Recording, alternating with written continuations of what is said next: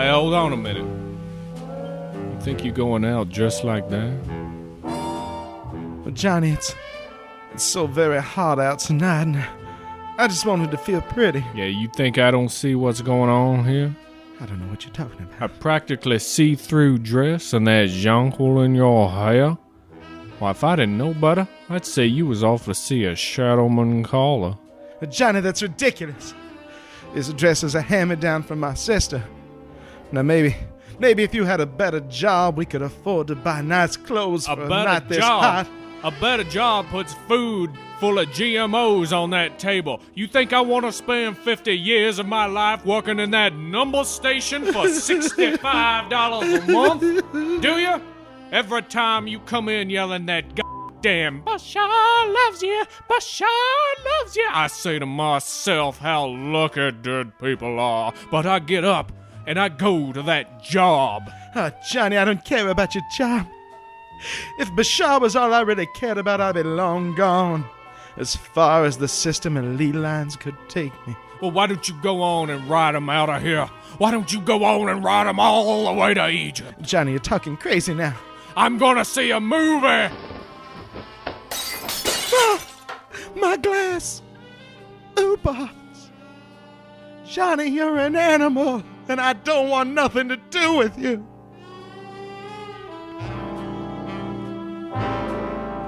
Hey, thunder sound! Hey, thunder sound! Drama. Rich drama. Hot southern drama. Rich sexual tension and sweaty people. Sexual, sweaty southern mystery. You have just enjoyed our Tennessee Williams opening. Well done, everybody. Thanks for sitting through that. Hey, this is Blurry Photos. I'm David Flora. I'm David Stecco. What's going on, everybody? Hope you're doing well. Hope it's not hot enough to make you act like that where you are. Hope it's not hot as a cat on a... wait, I screwed it up. You get where I was going. I'm not even going to say it again. We got a fun show, speaking of hot. Man, we got an awesome show. But before we get to that... Yeah, we're not ever going to get to it. I'm just kidding. We're going to get to it. I don't mean to toy with your emotions. Pulling at them like hot strings on a ley line. Good God. I wish you guys could know the number of like metaphors we went through crafting that one up that didn't make the cut. So you're welcome for the editorial process. Yeah, there's some good play quotes that have cryptids and mystery in them that are just going to float out into the ether. That's right. Stecco, what'd you get up to this week? Oh, man. I had a lot of adventures. Speaking of theater, here in Chicago, we have an amazing small theater called a Red Orchid Theater. Mm-hmm. They put on the best plays in Chicago, hands down. I mean, sure, the Steppenwolf and the Goodman would take some umbrage to that, but among their ensemble members is the actor Michael Shannon. Heard of him? Yeah, you might know him as the Prohibition officer in Boardwalk Empire. He also played General Zod in this summer's Superman blockbuster. But I saw him in the play. It was just amazing, and it was one of the greatest theatrical experiences ever. It's a super small theater. I think it's like maybe 40 seats. Yeah. But just phenomenal. And if you even live anywhere near Chicago, it's worth driving in. The play that I saw was called Simpatico. It was written by Sam Shepard. Sure. And it was just so great. But everything they do is amazing. So if you live anywhere near Chicago or if you're visiting, it was hard to get tickets to this one because of obviously Michael Shannon being in it. But usually it's easy to get tickets. They're not like idiot expensive. I think they're $20. And it's some of the finest theater you can find in Chicago. So if you get a chance, please check them out. They're amazing. Awesome. I had a somewhat similar experience. Oh, really? I'm listening. I went to the Ren Fair. Oh, I couldn't go. I had work. And usually we team up on that thing. Yep. So sadly, the Blurry Photos in its entirety did not make it out. Yeah, but the Bristol. important parts did. The important parts of Blurry Photos did represent our lifestyle. It was magnificent as usual. Mm-hmm. Lots of fun stuff to see. What was the milords to miladies ratio? I think it was high milords this time. Man. Sadly enough, high milords. Real loin fest. A lot more armor than I saw last time. Oh, there were sweet. some full-on sets of armor chinking around there. Oh, man. But the shows were fun. Saw some new stuff, and I fought the urge to buy something that I would never use. Don't fight those urges, dude. Or submit. Or things that I would only use in case of like a zombie apocalypse. What was it? Tell me it was a mace. A scimitar. Oh, I didn't have the cash in my purse. All right. The coins were not in ye old bag of holding. Couldn't you have just formed a merry, rollicking band of bandits and waylaid richer visitors in ye old parking lot Probably, forest? but they had black powder. Ooh! I would never have been able to outrun that. Nay, good traveler, nay. The peasantry is armed to the teeth, my friend. Your armor is naught but paper to them. Oh, yes, my lord. God save the military. Oh, yes. And yonder sits a cop. The constabularies. I wish I had gotten so much just so I could talk like that all day. Yeah, it would have helped. You know what? I'm doing it anyway tomorrow. You're just going to go and show up. Nobody's there. That's probably Next the best podcast, we'll discuss where I need to work now that I'm unemployed. I did, however, buy something that I would use. Ooh. And that being mustache wax. Oh. You know what? I don't know when the last time was we put like a bunch of new photos up, but we're a year in. We need new headshots. Yeah, new headshots. And mine, man, I look like... you look awesome. No, I look like a droopy-eyed walrus. False. No, that mustache wax was a really great investment, and the picture you sent of me was legit. That one, sure, but I'm talking about the one that's up on our site right now. I wasn't even shaved. We were just like, you want to take some pictures? Well, I guess we should. And I was growing out my facial hair so I could play Sam Elliott in a video. Yeah, you know what? It doesn't matter because we looked so hot. Like that. If there's one thing we get, I mean, it's like, oh my god, you guys are so hot. Oh my god. So let's. That's what I did. That's what we did. I hope you had as entertaining a week. But let's talk about what all of us are going to do for the next hour. Go to Egypt.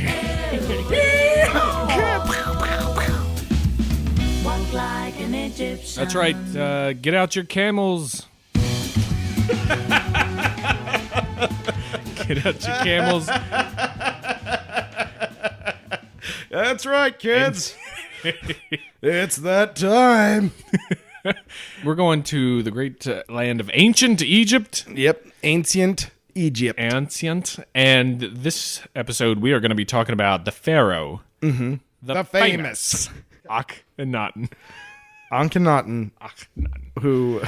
Is he Scottish? Akhenaten. He is now. He is awesome. He is my new favorite pharaoh.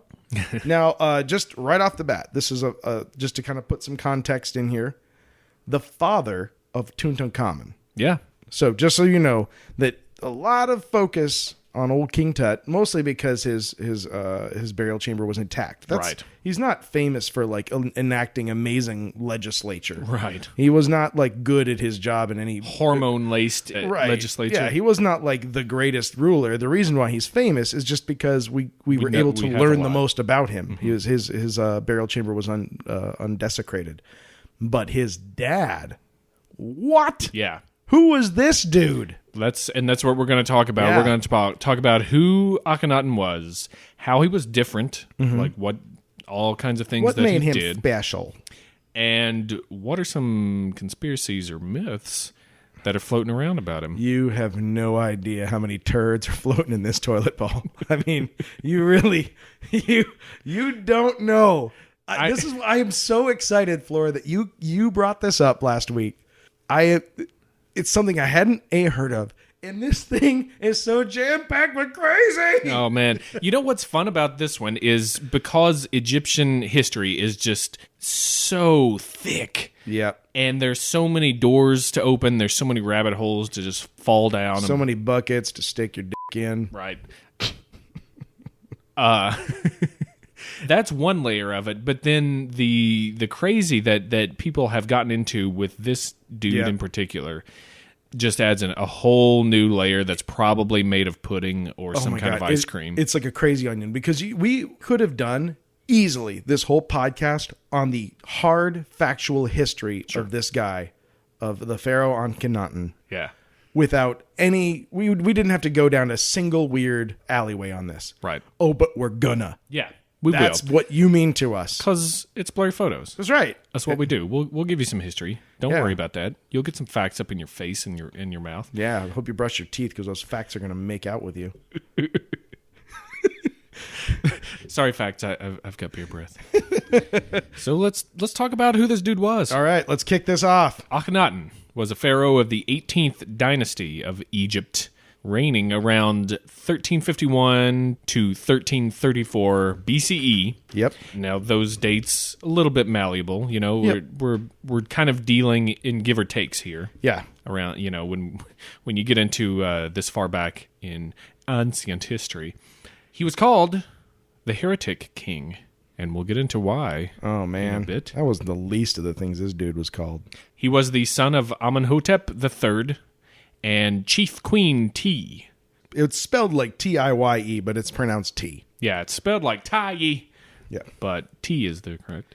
Older brother was Tutmos, who died young, leaving him in line to succeed his father for the throne, and he was originally named Amenhotep IV. Yep, he was the guy who carried the family name. Tutmos was actually made the head priest in Thebes. Yep. It was a pretty big deal. He was doing well for himself till he caught a case of the death. A pretty severe case. Pretty severe case. So Amenhotep IV, a.k.a. Akhenaten, when he was born, Egypt was at the peak of its imperial glory up to that point. Yep. It was rich, it was powerful, it was secure, and as a boy, he and the family lived in Thebes, which was the religious center for the god Amun at the time. Another way of saying that would be Amun-Ra. Yep, because that was the Egyptian pantheon encompassed hundreds of gods. Yeah, And some big ones, mostly little ones. And exactly, and Akhenaten's father worshipped sort of a hybrid god, the god of Amun combined with Ra, the sun. Yeah. So there was, and it was actually Akhenaten's father who established the deity of the sun. He made this grand proclamation that said, "Oh, guess what else is a god?" You know, onto the scroll. Sun disk. Yeah, the sun disk is also a god. So he had this sort of hybridized god that he prayed to. Right. And at that time, religion was business, and business was good. Dramatic guitar. Yeah. Well played. As a business, religion was big with priests. You had the priest class almost, you know, of people. They had their jobs doing religious ceremonies. You had the wood carvers. You had sculptors, all kinds of artisans doing just the religious stuff, scarab makers. If prostitution is the world's oldest profession, right on its heels is priest. Right. Those are the right behind it. Licking the chops of prostitution. Yep.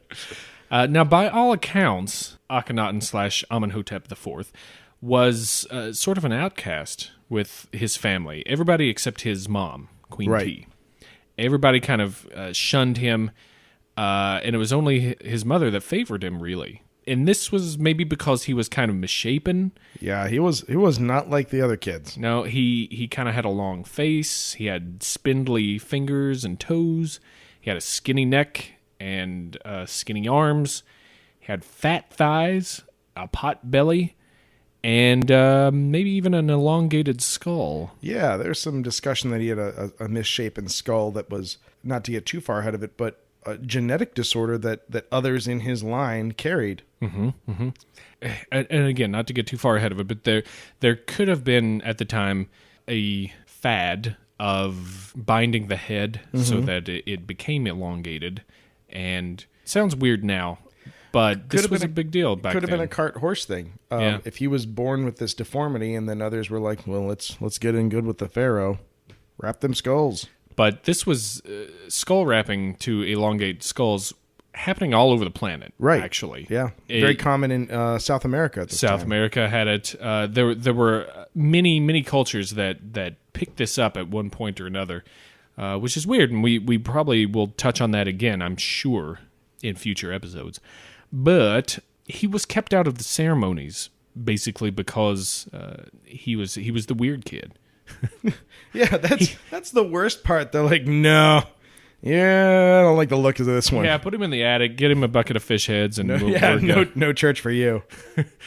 So he did not get to attend any of these lavish rituals, ceremonies, festivals, all the stuff that his family was getting to go to, including Thutmose. So he didn't really develop that connection with the gods of his people. No, he was very separated from that. Yeah. About the way he looked, some researchers say that he suffered from what's called Marfan Syndrome, which basically the effects of which are all the things that we just described. Yeah, long bones. Ultimately, you die of congestive heart failure, of heart disease. Your heart can't keep up with that. It's also thought that maybe, were it not for a case of bullet in the heading, that President Abraham Lincoln may have also had Marfan Syndrome. Yeah. A few people throughout history, and it's genetic, so that meant that he could have passed it on to his progeny, had a 50-50 chance, I think, of passing that on, and we might get into that a little bit later. Yeah. He ascended the throne in 1352 when he was just a teenager. This is after Thutmose had kicked it, and Amenhotep III had kicked it being the bucket. Yep. And he married Queen Nefertiti. Ever heard of her? She sounds familiar. I may have dated her. That is who he made his chief queen. He also had a secondary wife whose name was Kia, and he also had a couple of other consorts, because when you're Pharaoh, it's good to be the Pharaoh. You do's it as you do's it. Now, another interesting, one of his other consorts was actually the daughter of the king of Babylon. Oh, yeah? So, he liked international ladies too. Yeah, he's getting those ties in there, strengthening the state. I don't know how that strengthens anything. Well, I got a wife, but kick a daughter over here. I throw a little. How you doing? 5 years into his reign, he again, we're giving you the quick and dirty edition of his history. We're going to go into some detail here in a minute, but 5 years into his reign, he changes his name to Akhenaten, which means living spirit of Screw Aten. you, Dad. I'm my own man. He moves to the city of Akhenaten, which is now called Amarna, which henceforth I'm going to be referring to as Amarna. Yeah, thank you. And he reigned for about 10 more years, during which time he had around 8 children, including Tutankhamun, later called Tutankhamun, who we mentioned before. Yep. You're keeping up, don't worry about it. And Akhenaten died somewhere around 1334 BCE. Again, give or take. Cause of death, laser blast. Cause of death, actually unknown, but laser blast leads the... It's on the list. the field. His tomb was found in the Valley of the Kings. They're more sure than not that the tomb that they found was him. And I think even DNA testing has been done with the body that they found and Tutankhamun's body, which they do have, and they know who that was. Yeah. And they got a match on there. So they're pretty sure that the one they found in 1907 in the Valley of the Kings was Akhenaten's mummy. And they also determined that because the quote-unquote mummy that they found was actually just a kind of a collection of disarticulated bones, just kind of a box of random parts. Yeah. But some assembly required. Yeah, but the things that they did notice, the skull was very long. It had a very prominent chin. Mm-hmm. And again, what we discussed, clearly was the long bones of the limbs were very long. They're technically called the long bones, the femur and the humerus. Still funny to hear. Anyway, the long bones are technically long. Damn it! The femur and the humerus were exceptionally long and light. There's not an inordinate amount of bone density to them. So he could fly. Yep. Hollow bones. And he also had they found some wide hips Yep. Indicative of his childbirthing. Just kidding. He didn't. Or did he? Later. Dramatic guitar. Boy, we're getting some miles out of that one. I love that. I feel like we should be making money every time I say it. So that's the dirty history.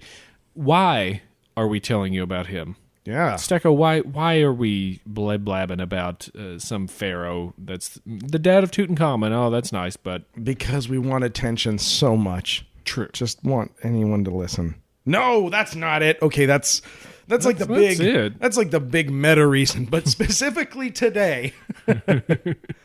Historically... Yep. He's most famous for throwing out traditional Egyptian polytheism and instituting worship of a single entity, the Aten, which, as we mentioned, was the sun disk. And to put this in context, the Egyptian religious landscape was, for the most part, unchanged for about 2,000 years. Yep. I mean, like, that was just how things operated. Yep. So, I mean, it's like the Pope, who has only existed for a paltry 1,500 years. Mm-hmm. Suddenly saying... Yeah, oh, guess what? Spaghetti monster's the way we're going with this now. Or here's the original Justice League are all gods. None of those like later editions, and certainly not Jan and Jace. Those are like angels. They're like, but the Justice League in its initial...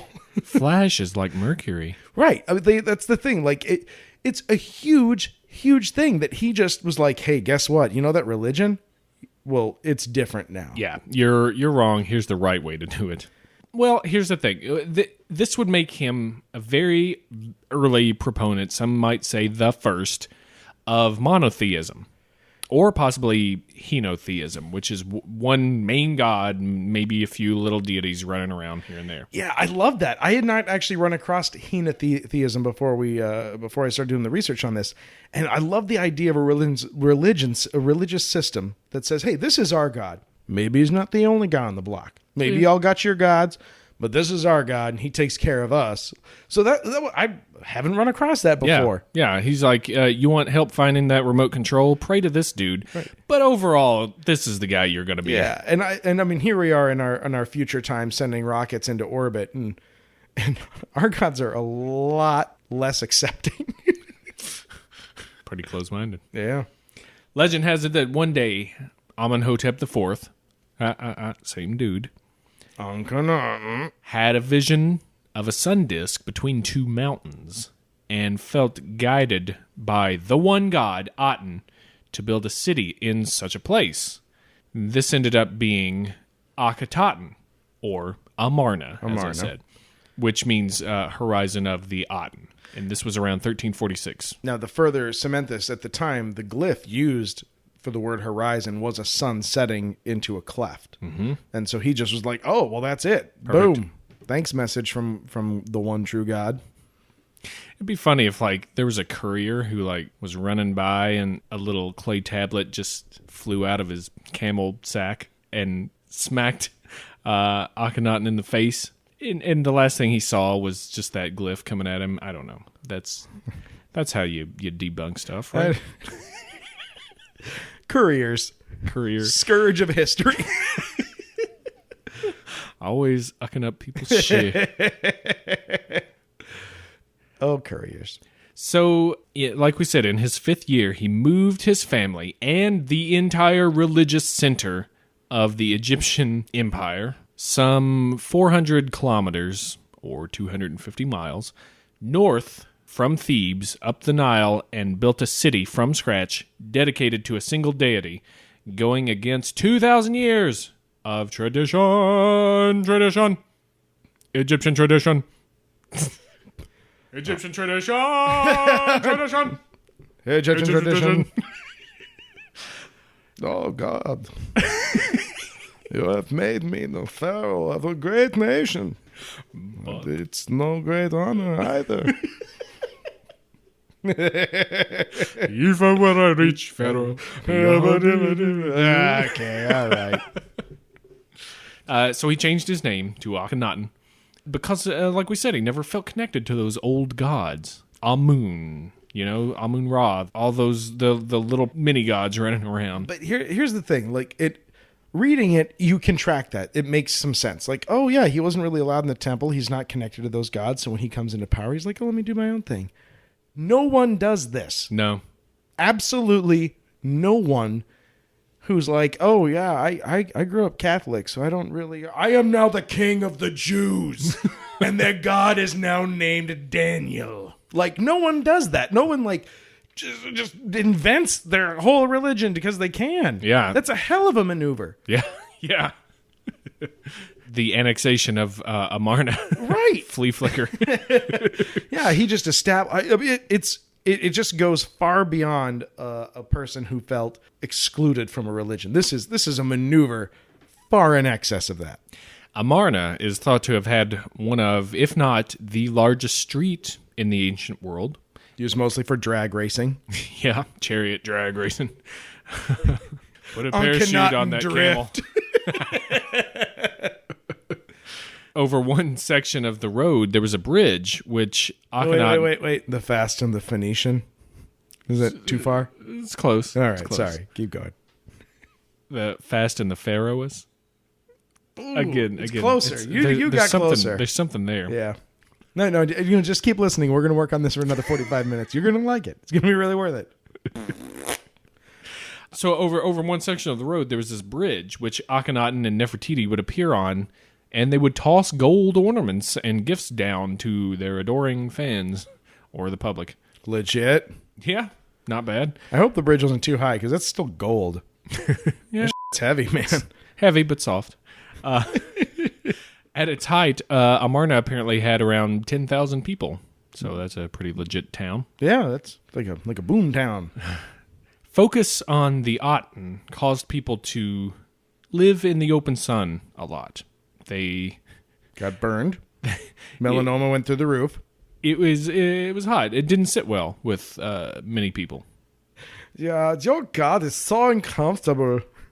And also, it's like very dry here. Do you have any lotions? Can I get the chapstick? Just for a second. Nah, I would give anything to worship one of the other gods that lives in shadow or shade, or maybe in a cave. Worship in the temple or something. No, this is great. All praise Aten. Super sun. It's the best. Those time-traveling Germans. Yeah, they're everywhere, man. Maybe they're the Men in Black. They're everywhen.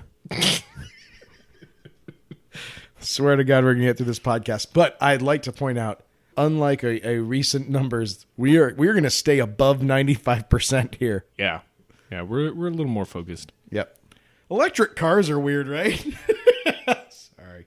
So people didn't really, like being in the sun when they were already in the desert. Yeah. Yeah, as a matter of fact, they'd almost built their entire culture and life about staying out of it. So like we said, Akhenaten was tolerant of the old religion at first. He let, some of the other deities be worshipped and let people do some of that junk.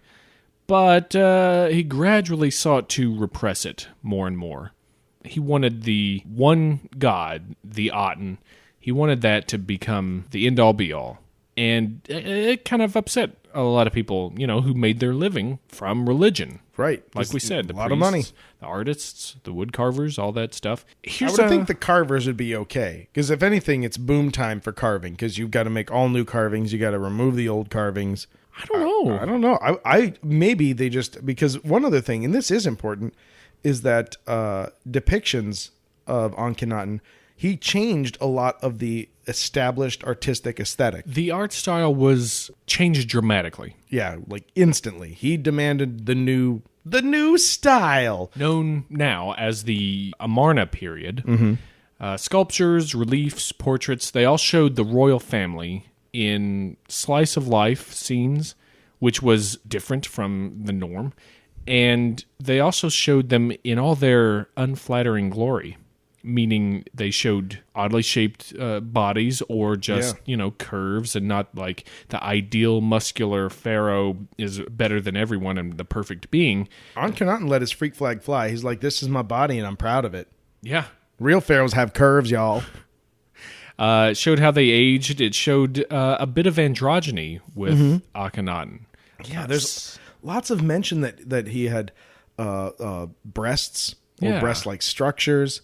There, the rounding of the hips, like a lot of things that were. I mean, you see plenty of sculptures, and just not even trying to. You'll see plenty of these stone sculptures just on TV or whatever, and they're just these ripped dudes. Like it was about like power and physique. And Akhenaten's like, no, I eat a little too much. Just put it in there. It's all me. You gots to love me. I likes me some hippo bites. Maybe I overindulge, but I'm the Pharaoh. I can. I'm worth it. Oh, by the way, that old gods is over. Y'all heard of Aten? All them minor deities. Y'all should leave. Y'all should leave. Y'all should get out.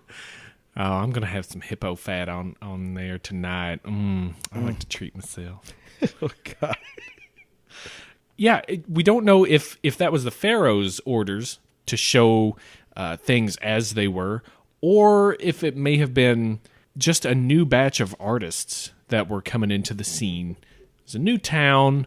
They could have gotten some, some newbies in there. There's like an Egyptian Andy Warhol. He's got like a bunch of his friends. He's like, no, what we're going to do is like redefine art.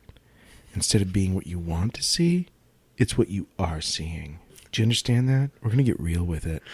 Starting with that Akhenaten and his giant fleshy thighs. Yeah, he did a series of like 4 multicolored thigh paintings. They had the Egyptian Salvador Dali, and he just painted a bunch of melting camels. Yeah, there's a sarcophagus just warped over the side. Yeah, so it could have been just people that weren't trained in, the 2,000-year-old tradition of how things have been done.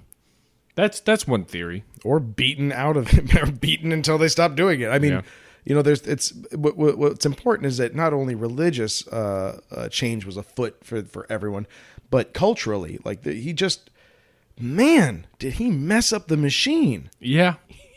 He switched out all the parts and replaced them with like bananas. Meanwhile, in the rest of Egypt, apparently conditions kind of gradually worsened around the country. His apparent now neglect for foreign policy caused Egyptian territories to be lost and relations to sour. Now, I don't know that many were lost. Maybe one. Yeah. Yeah. But depending on who you read this from, he ignored what was going on outside of Egypt to concentrate more on internal affairs, in particular Amarna, setting up this new religion of the Aten. Which was a problem because at the same time, and you'll hear these guys all the time in the Bible, but the Hittites were a big deal. Mm-hmm. And they were kind of on an expansionist binge, and they were threatening to destabilize the entire Middle East with this. They were attacking allies of the Egyptians, and this was one of those things that he was kind of aware of, but war's not my thing, man. I got this new religion I'm working on. Yeah. And that's a recipe for disaster. Yeah. Now, this whole thing comes about because of the discovery of what's called the Amarna Letters. This was a cache of diplomatic just information, basically, that they found intact, which shows some communications that were had from these outposts and these outlying regions and territories, sending in, asking for money and for help and for military and all this stuff that, I mean, they're guessing they went unanswered just because of, I think, what happened eventually to those outlying territories. But a lot of people take that as Akhenaten was completely either oblivious or uncaring towards what was going on. Some people say, though, that maybe he was just trying a diplomatic route as opposed to a militaristic one with these skirmishes and the trouble that was going on. Yeah, he was getting these letters regularly from his from lesser states, on the periphery of the kingdom. Yeah. But at the time, I mean, he was attempting the same political strategy that several empires and nations have tried since of appeasement. Mm-hmm. If I'm just cool, these weren't huge cities or towns to me, so let them take them. Maybe they'll stop. But as our friend Winston Churchill so clearly said, appeasement is the policy of feeding your friends to an alligator in the hopes that the alligator eats you last. Or in the zombie apocalypse, trip somebody. Right. Or run faster. and that was the thing, is that, I think that's a perspective that someone who was born at the top, at the height of power of a very old empire couldn't understand, is the hunger. Yeah. When you're born with everything, I don't think they have a good concept of that expansionist need to take. And so by seeding these lesser cities, all they do is paint a target on the next thing up the food chain. Yeah. And that's obviously hindsight by, 3,500 years, but nonetheless, I mean, it's an important thing that these guys missed, that they didn't understand in how things were happening. And again, that's a little bit conjecture, a little bit theory, kind of trying to piece together what we know happen afterwards. I've had 2 beers, so I'm pretty sure I'm right. Okay. I'm just saying. Yeah. All right. Yeah. Okay. Nobody's. Yeah. So what's going on with Nefertiti during all this? Well, apparently she disappeared. Apparently she disappeared a year or so before his death. Yeah. Assumed to be dead, but it's not crystal clear what happened to her. And it was right up to it, because they were even they found in 2012 a carving that mentions Akhenaten and Nefertiti. Yeah. Everybody's alive, everybody's happy within a year of his death. Yeah. And he died around 1334 BCE, give or take a year or two. That was the 17th year of his reign. And again, it's not known how he died. It could have been a cat tornado, a catnado.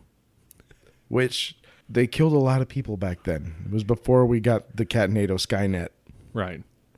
To blast catnados out of the desert.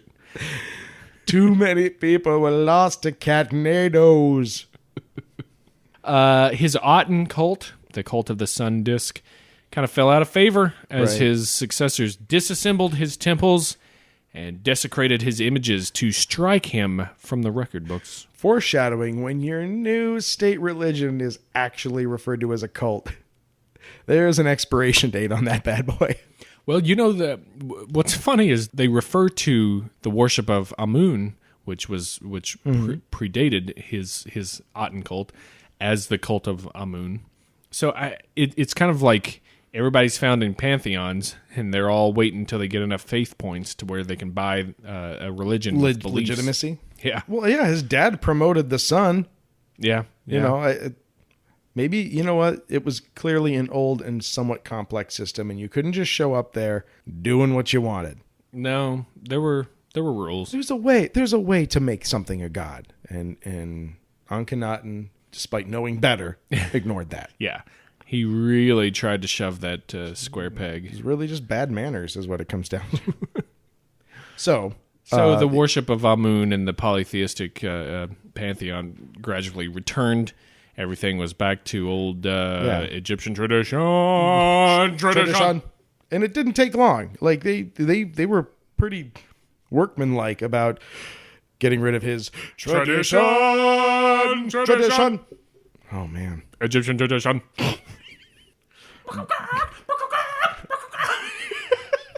God who made the sun and the moon, you who said I have to die soon. That works. Is this some... Wait, I got it. Just because my birth name was Amun.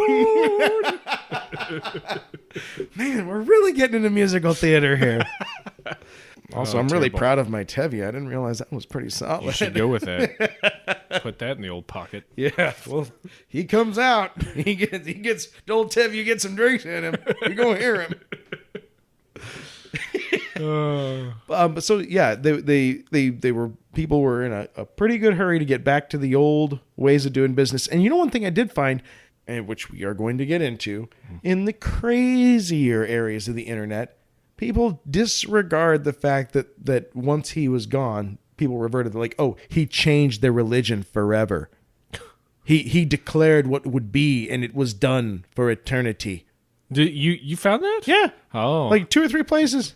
I found a bunch of stuff where it was just like people were so pissed they scratched his name out of his sarcophagus. They had to hide his mummy like in a fake tomb. I like that they mentioned that so in his rise to power when he declared the new god, I just like to imagine like a cartoon, like all these really tired stoneworkers, and they drag their tools in. They got to go into their father's burial chamber and chisel out all the references to the old god and chisel in the references in the new god.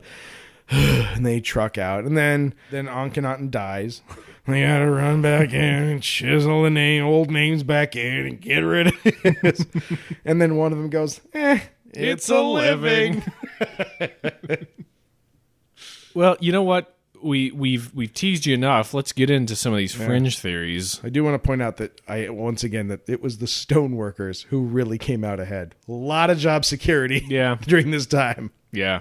If you knew how to work a stone, you were going to get some food on your table. Oh man. Now let's get into let's just turn this let me grab the crazy dial with both hands and slowly ratchet it up.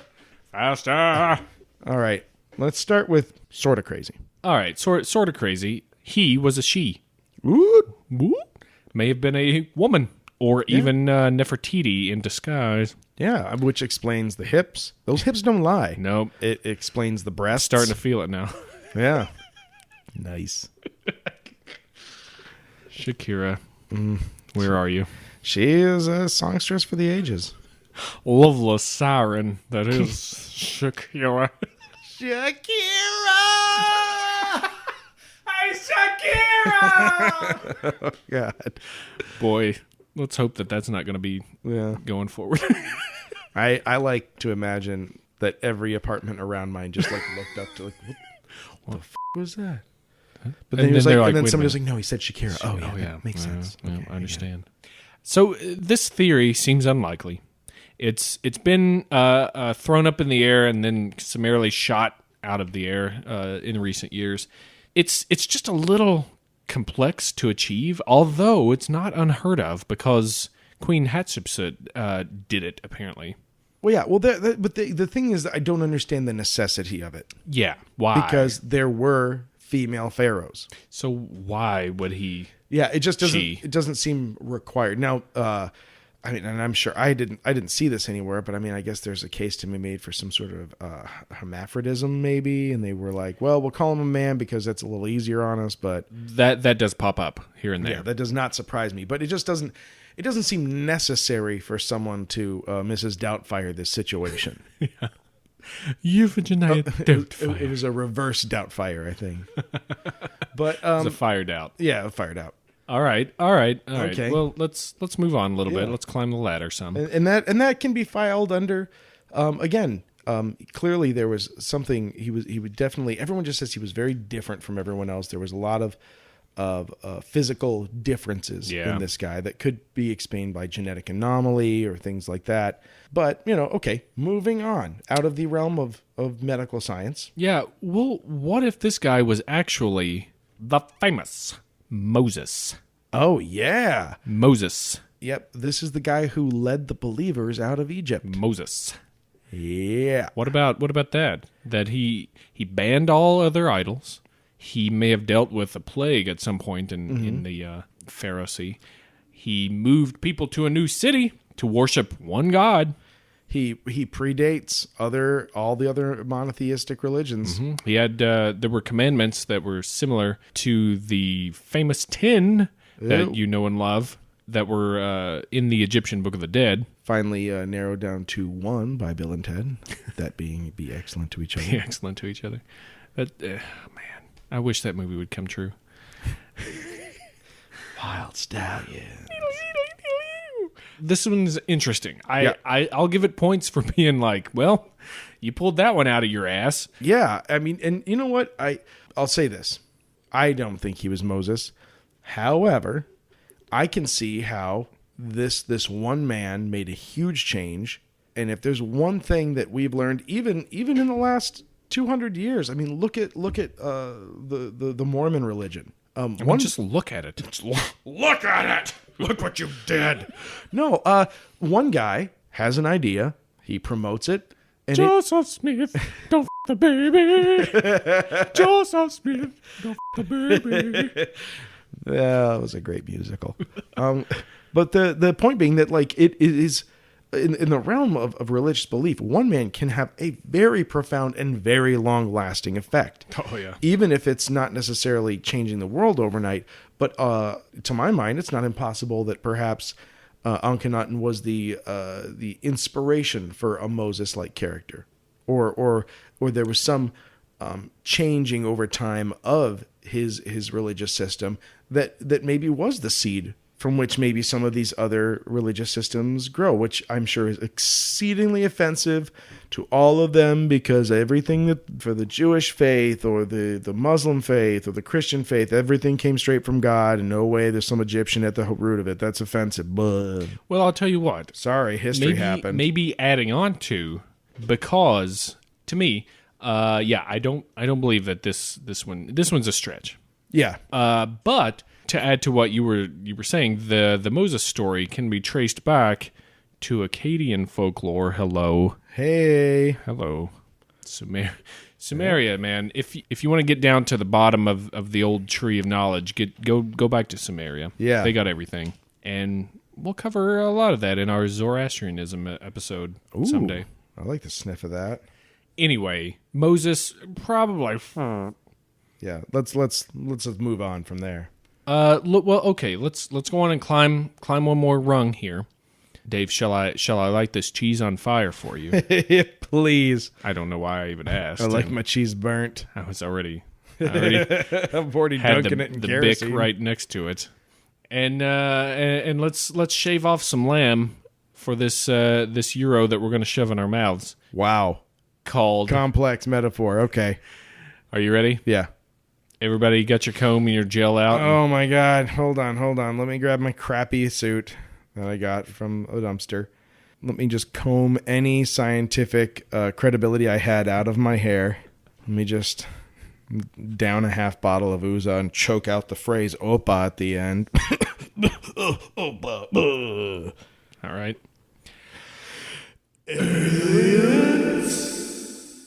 Was Akhenaten an alien? Well, he did look different, so he was probably from another planet. He had an elongated head. Dude, he had almondish eyes, according to the sculptures. Long, spindly fingers, toes. Came from a disc of light in the sky. Shook up tradition. Come on, man. Dude, he bred with humans. Well, isn't that what they're doing today? But we can't breed with chimpanzees. And they're like right there. Believe me, I've tried. I'll tell you what. Oh, gross. I'll tell you what. If your argument is that he bred with humans, I don't know. What do we know about? I mean, have you studied a gray's happy parts? Do you know what happens with a human and a gray? Pursuant to subsection 2, Article 3, Paragraph 7 of the NSA report, I am no longer required to answer any of your questions regarding my field of research. You lost me at pursuant, so.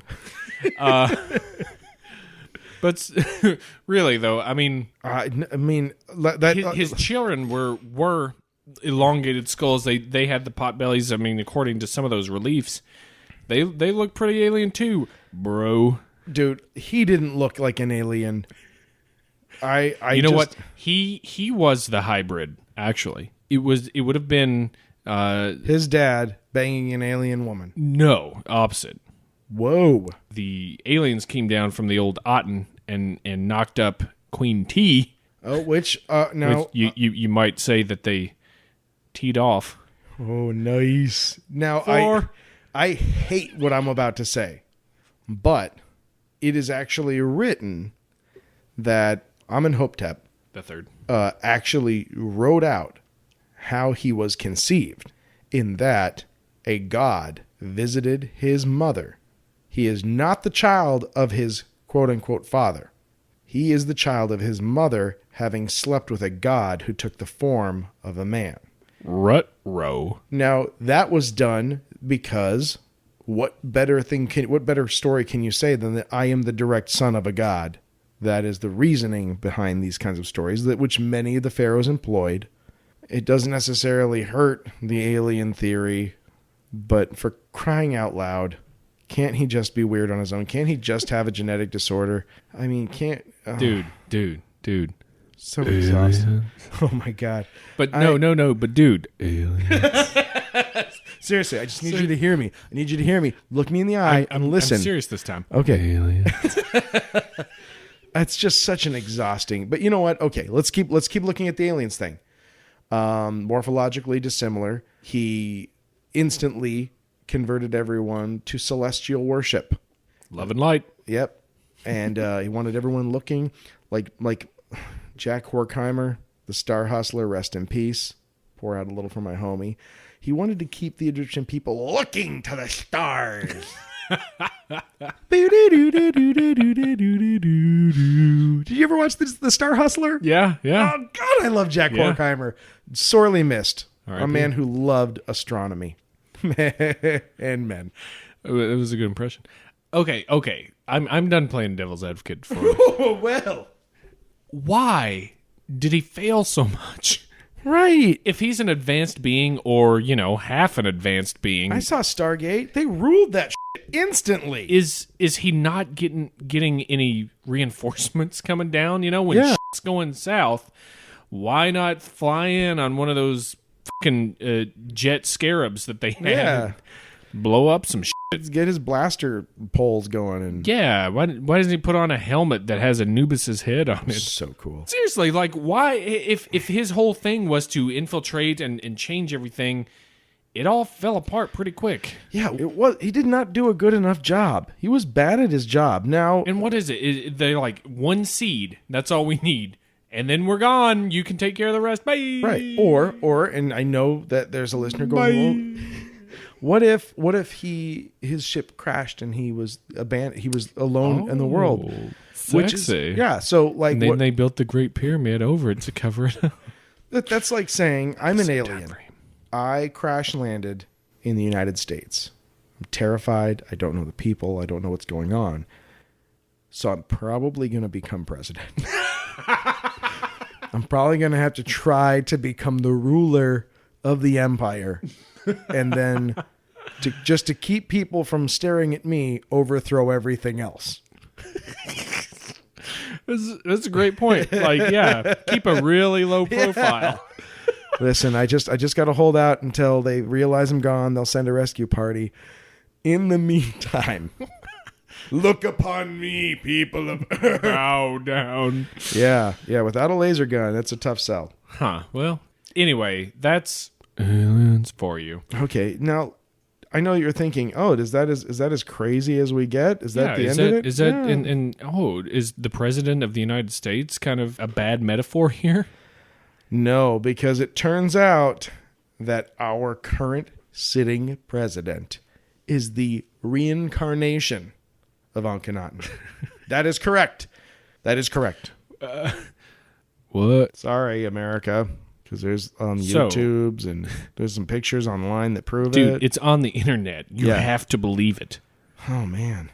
So apparently the Amarna family was created in a lab from Akhenaten's DNA, which they got from his preserved mummy. Oh, yeah? Or his box of bones. And this is based on superimposing pictures of Mr. Amarna onto statues. That's how you prove anything, dude. Of Akhenaten. That's how it works. You can prove anything with Photoshop. That's right. Now, which is hard because, I mean, does that retroactively prove that Akhenaten was also a reptile? Because if it's the same DNA, it just opens up a whole new hornet's nest. We know Obama's a reptile. We know this. I don't understand. I don't understand. New idea. Yeah. Cleopatra. Queen Elizabeth II. Oh, dude. See, what I don't understand is if you're crazy, how does this forward your crazy goal? I mean, if you're crazy to think that our president is just a normal guy trying to do the best job he can, because that's what's crazy. What's sane? What makes sense is, of course, he was made in a government lab. I mean, Cobra did it with Serpentor, and honestly, it worked out for them. He was a better leader. Yeah, he had it. His throne flew. Yeah, he could fly into the debate, sit down, and just immediately start speaking. Yeah, just rock. His podium was his vehicle. In a funny aside, I read an article this week about how the Marines, like Marine One is the helicopter that the president travels in. To that flight wing was recently added one of those vertical takeoff Ospreys. Except for, owing to its, to say the very least, shaky safety record, the president is never allowed to onboard. Well, I even haven't. Yeah. But that's okay because the president's actually an immortal. He's made of pure light. He can shoot lasers out of his eyes. And they can just make another one if he does. Yeah, they've got like 16 of them. They also have pictures of of Akhenaten's mother, Queen T, looking apparently like just Michelle like Obama. Michelle, yep. And then daughters of Akhenaten looking like Sasha and Malia. Yep. And there's also a cat that looks a lot like their dog. Bo. Yep. There's a cat that looks like Bo. I'm sorry. I'm sorry that we burdened you with all this data, because next time we're not that far out from another election. We're not that far out. Midterms are coming up, and we need to wonder who of them are clones of ancient leaders. The answer obviously is all of them. All of them. All of them. I mean, well, they're all just going to spray airborne Ebola over us so they can consolidate their power and we can get a one world government. They're going to move to DIA. Listen, I know I've said this before. I know I've said this before. Why on earth would it be a bad idea to have one world government? It just seems so much more efficient. Because if they say everybody in bed by 9 p.m. and no beer, then that's a problem. Okay, well, let me. Why can't our government be the one government? I don't know. The world wants spying on everybody. I would. You know what? I would say any government that has been in existence for 100 years is allowed to become the one world government, even if it's a government I don't personally enjoy. Oh, okay. Yeah, pick one. Pick one that's not one's been in around for league 100 with years. the devil, run by reptiles. Oh, well, you can't, because that's all of them. All secret Freemasons. So there you go. That's the top of the ladder of Kurze for Akhenaten myths. It's beautiful. It's magnificent.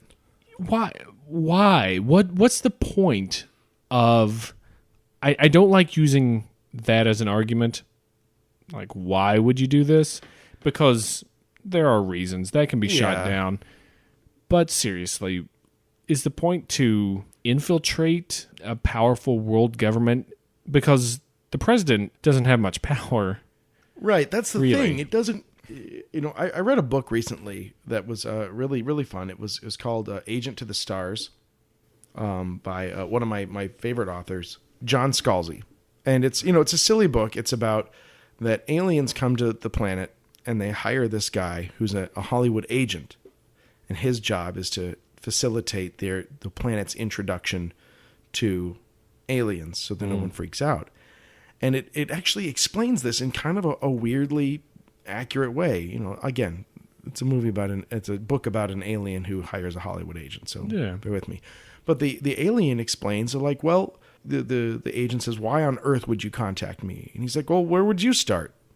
He's like, you don't have a centralized planetary government. There's no one place for us to go to. And he's like, take the U.S.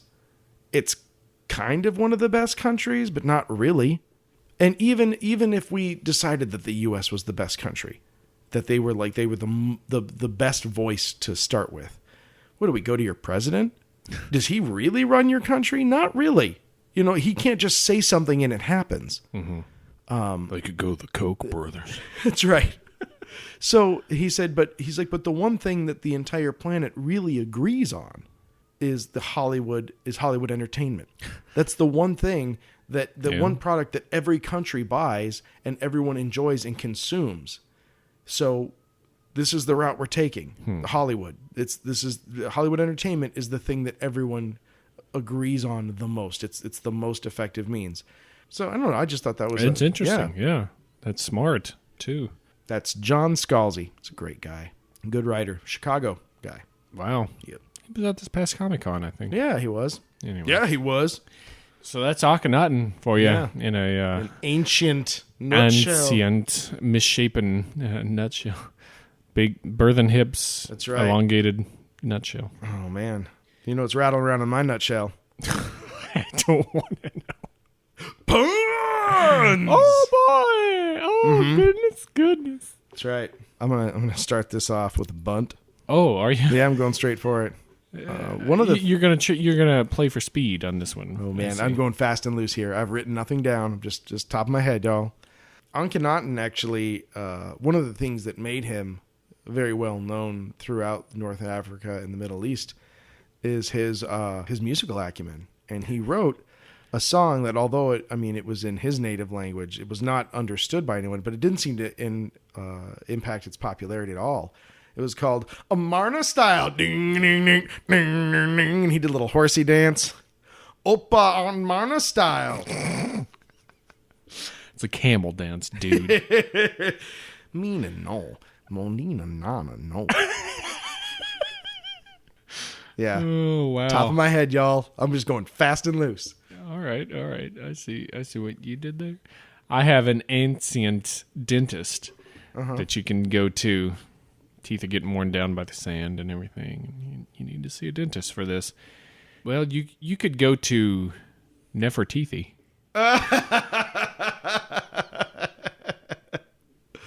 Will that be the dentist who pulls your teeth? Because it's like, well, what if it was Nefertiti? Nefertiti. All right.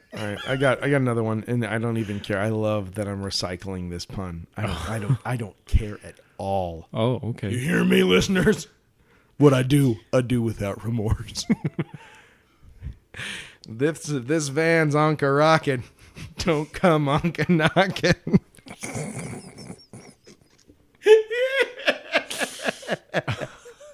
Bumper stickers.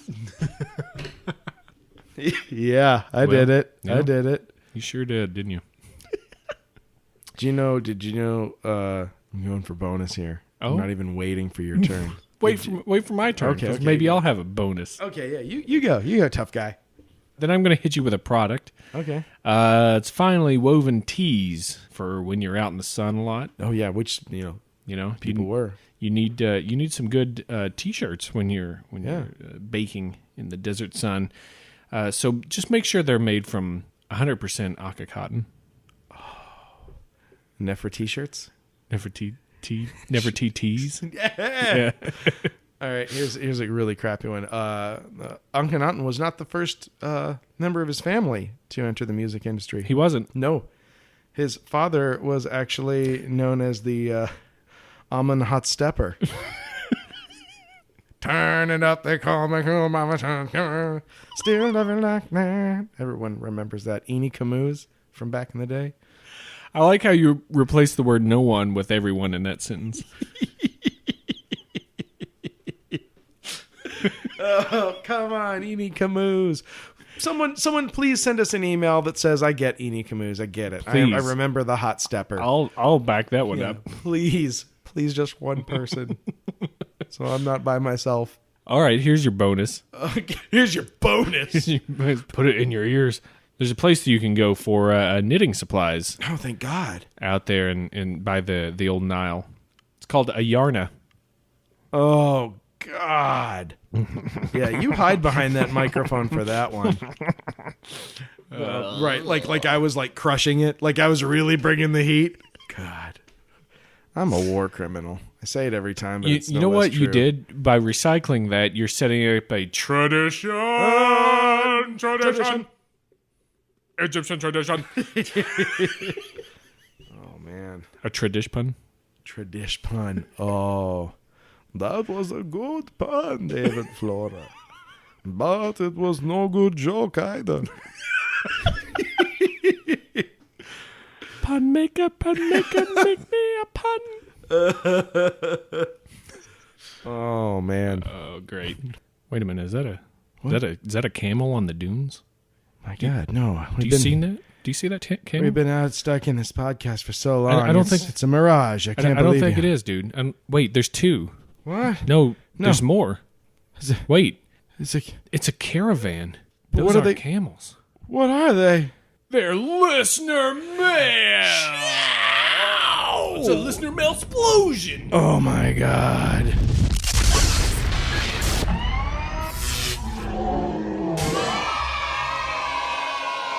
It's listener mail-gageddon. This is huge. We're really on a heater for listener mail these days. We are. We asked for it, we received it, and we are loving it. Oh man, the only thing hotter than the ambient temperature in the city of Chicago is the friction of mail on mail action. Oh man, I see what you did. That was delightful. I didn't think that's where it was going to end up, and then it did. It did in homophone town. Yeah. Don't be homophonic. Oh yeah. All right, let's start out this mail explosion with another email from our friend Taper. Yeah. Hey, Taper says about our voodoo episode when we mentioned veves and the possible parallels to the Tibetan mandalas, that there are some other interesting traditions of sand and powder paintings. Natives of the U.S. Southwest, particularly the Navajo, use sand painting in physical and spiritual healing rituals. Which are also beautiful. Nice. The colors in them can come from crushed gypsum, charcoal, yellow ochre, cornmeal, flower pollens. That's doing it organic. There's said to be between 600 and 1,000 different traditional designs, each one a living spiritual being. Nice. Wow. Once the ritual is completed, the painting is considered toxic as it's absorbed the malady, I guess, that they're healing, and it's destroyed. The whole process must take place in a 12-hour period from creation to destruction. That is a thing to learn. Yeah. What a hell of a thing to learn. Well done.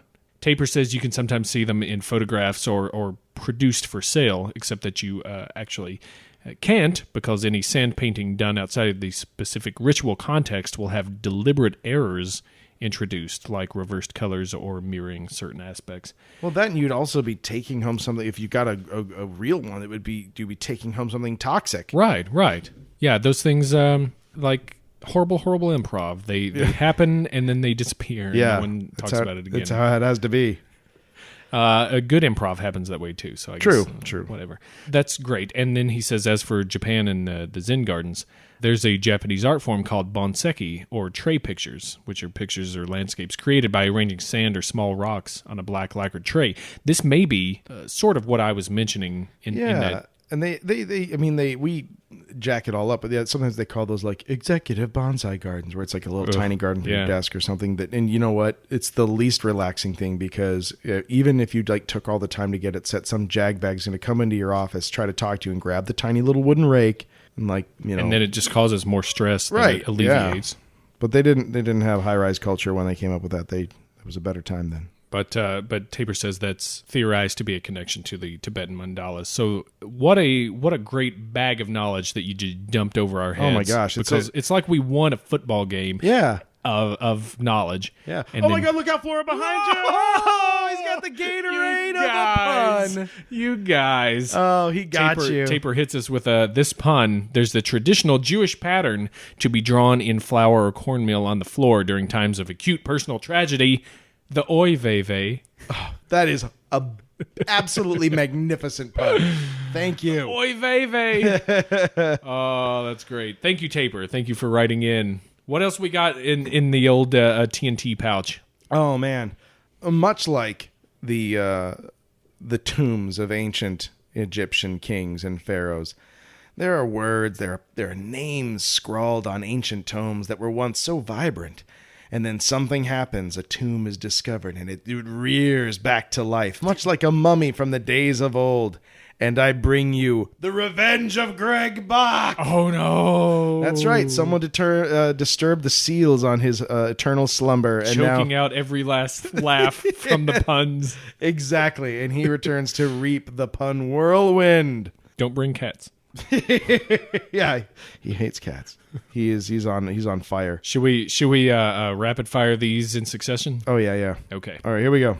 There's a new David Bowie record coming out, and it's a concept album where the songs are connected through a distant voice reading off code.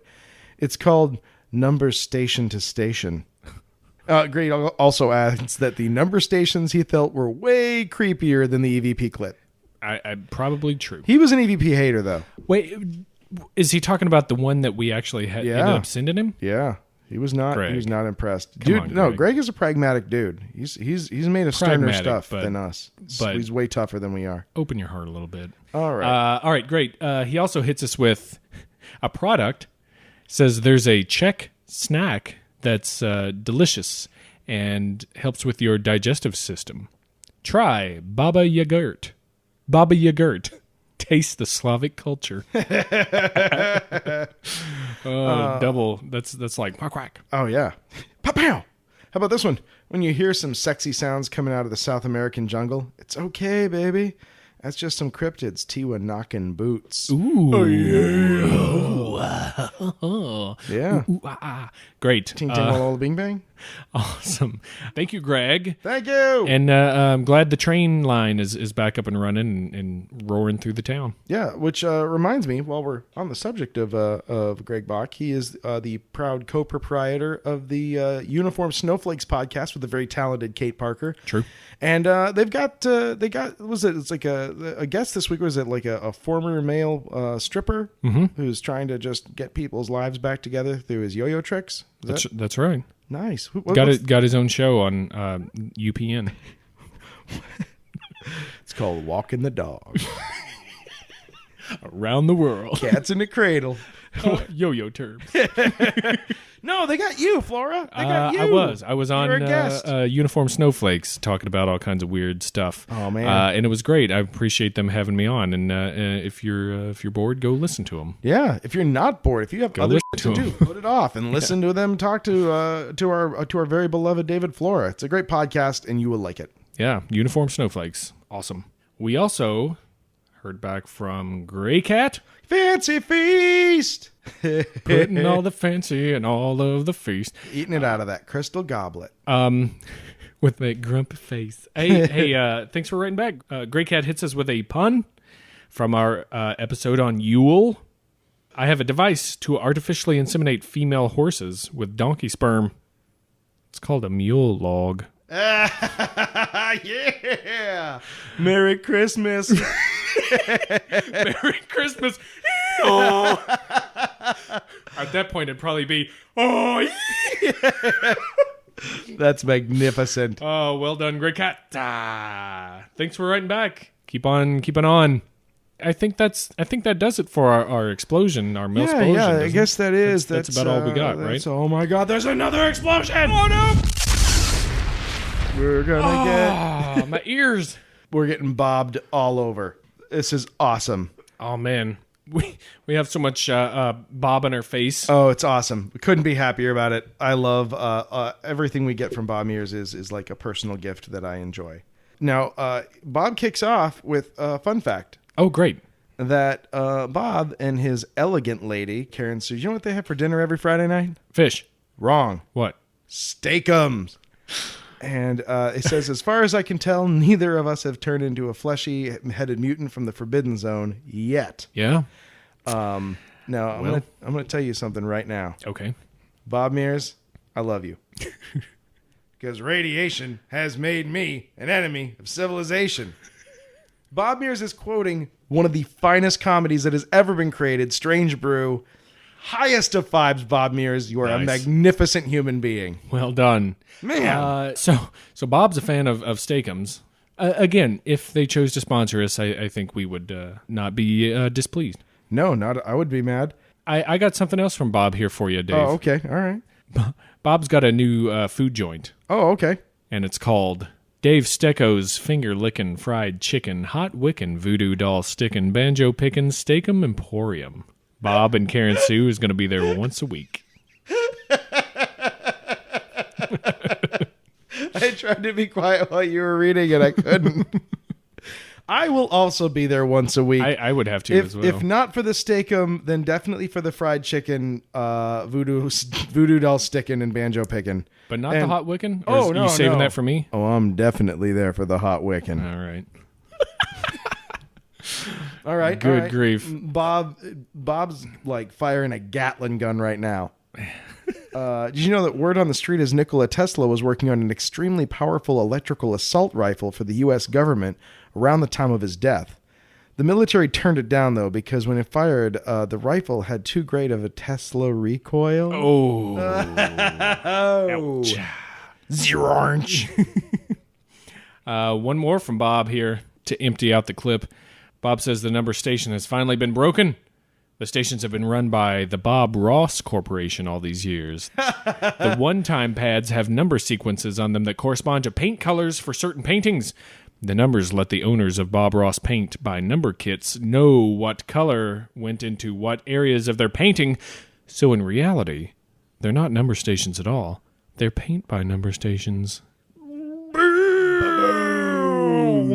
Oh, dude, no. You took us on a trip around the park, and then we didn't even realize the boom. Yeah. Amazing. Well done. Thank you for coming back and coming back hot. Oh, man. And then it's just all happy little trees. Yeah. Yeah, just there's no mistakes, just happy accidents. Oh man, that was rich and delicious. Yeah, I don't know if I can get much more of that in me. Yeah, I'm full up. Oh, you guys got some jobs to do. Oh, don't you? Seriously, you got to build pyramids of power for us. Flora's gonna hate this, but I'm saying, do not like us on Facebook. Do not subscribe to us on YouTube. Do not even write a review on iTunes for us. Just send an email that says you remember Eenie Camus and the Hot Stepper. I thought you were doing reverse psychology. I didn't know you had these I horrid meant it. ulterior motives. Us selling everything out just so that someone can say they remember the Hot Stepper. I'm sure, Flora, you have a different perspective. Well, you could follow us on Twitter at blurry_photos.